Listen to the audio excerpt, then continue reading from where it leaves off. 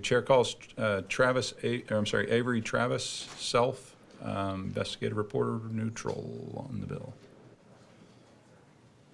And Wesley Lewis is on deck. If you'd state your name, who you're with, and your position on the bill.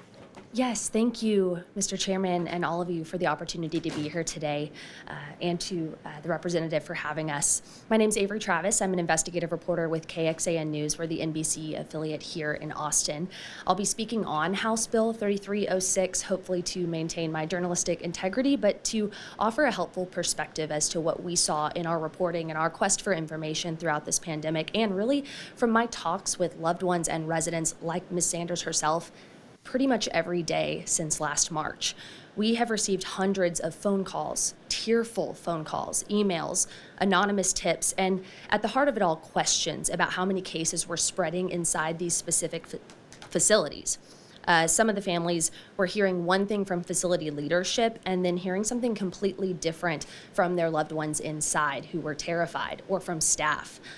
We also spoke to facility directors who said they were using every available resource in every minute of the day just to keep residents healthy and protected. So trying to communicate updates, changing every day to 3, 4, and sometimes 5 different family members for each resident was becoming a 24-hour-a-day job, in addition to keeping those residents safe.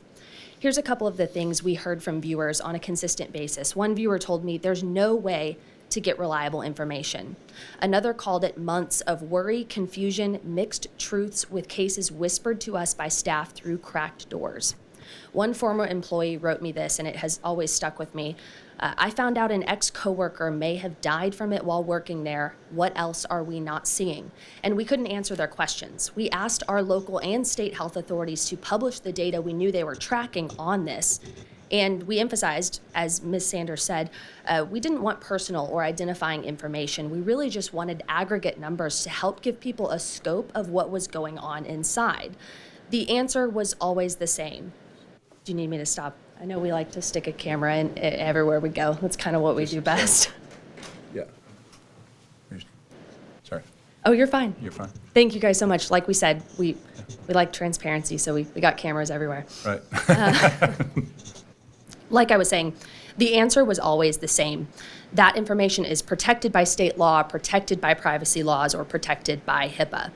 So our investigative team took the advice of people like Ms. Sanders and took matters into our own hands. We started tracking the cases, independently confirming them, calling facilities, building an interactive database so that families could find out what was going on. That was information that was previously just coming piecemeal.